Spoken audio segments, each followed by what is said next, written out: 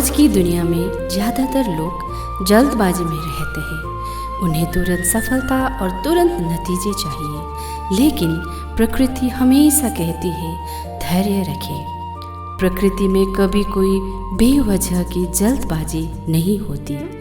मौसम अपने समय पर आते हैं, फूल अपने समय पर खिलते हैं, फल अपने समय पर पकते हैं। कोई भी समय से पहले खुद को साबित करने की कोशिश नहीं करती।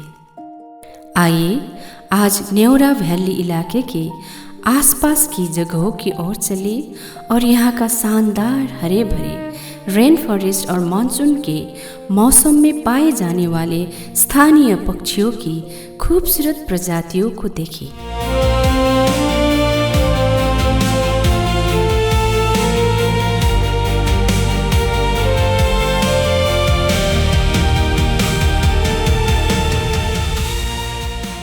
आइए कुछ पल के लिए सारी जल्दबाजी भूलकर प्रकृति की गोद में बैठे। आइए देखें, महसूस करें और सीखें, क्योंकि प्रकृति हमारे आसपास का सिर्फ एक नज़ारा नहीं है, बल्कि जीवन की सबसे बड़ी शिक्षिका है। हम ऐसी दुनिया में रहते हैं जहाँ प्रकृति हर सुबह सूरज की पहली किरणों के साथ हमें एक नया सबक सिखाती है। लेकिन व्यस्त जिंदगी और भाग दौड़ में हम धीरे धीरे उन सब को सुनना और समझना भूल गए हैं। जंगल के पेड़ों को देखिए, पेड़ निस्वार्थ सेवा सिखाते हैं। वे अपने फल खुद के लिए नहीं बल्कि दूसरों के लिए उगाते हैं। वे अपनी छाया खुद के लिए नहीं बल्कि दूसरों के लिए देते हैं। पत्थर मारे जाने पर भी वे फल देते हैं। प्रकृति की यह निस्वार्थ भावना मानव समाज के लिए एक अनोखा उदाहरण है। इन पक्षियों को देखिए, हर सुबह पक्षियों की सुरीली आवाज दुनिया को जगाती है। एक छोटा सा पक्षी भी एक नई उम्मीद के साथ अपने दिन की शुरुआत करता है। वह अपना घोंसला खुद बनाता है। वह अपने बच्चों को उड़ना सिखाता है। जब समय आता है तो वह उन्हें आसमान में आज़ादी से उड़ने के लिए छोड़ देता है। वह अपने बच्चों को जिंदगी भर बांध कर नहीं रखता। पक्षी हमें सिखाते हैं प्यार करने का मतलब किसी को कैद करना नहीं बल्कि उन्हें उड़ने का हौसला देना है।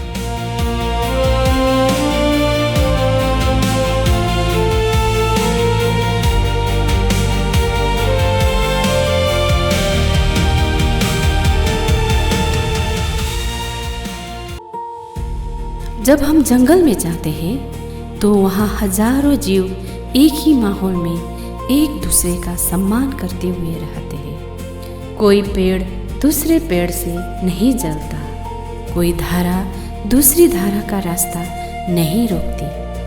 प्रकृति में प्रतियोगिता से ज़्यादा संतुलन जरूरी है।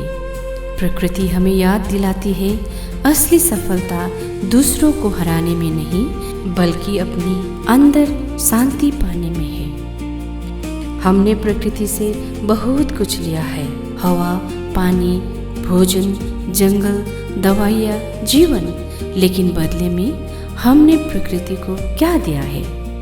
अगर हम जंगल काटते हैं, नदियों को प्रदूषित करते हैं और पक्षियों की रहने की जगह को नष्ट करते हैं तो इसका असर आखिरकार हम पर ही पड़ेगा।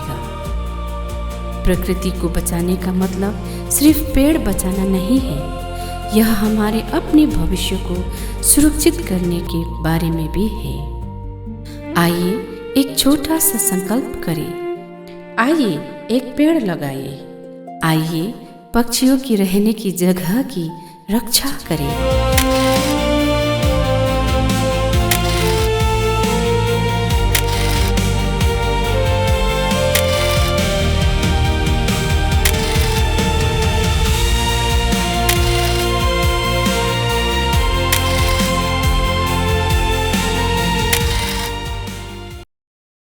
आइए प्रकृति से प्यार करें, क्योंकि प्रकृति हमेशा बिना किसी शर्त के प्यार करती है।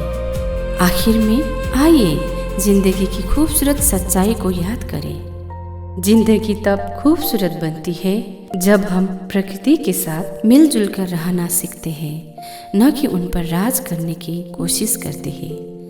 अगर हम प्रकृति की भाषा को समझना सीख जाएं, तो जिंदगी के कई सवालों के जवाब अपने आप मिल जाएंगे।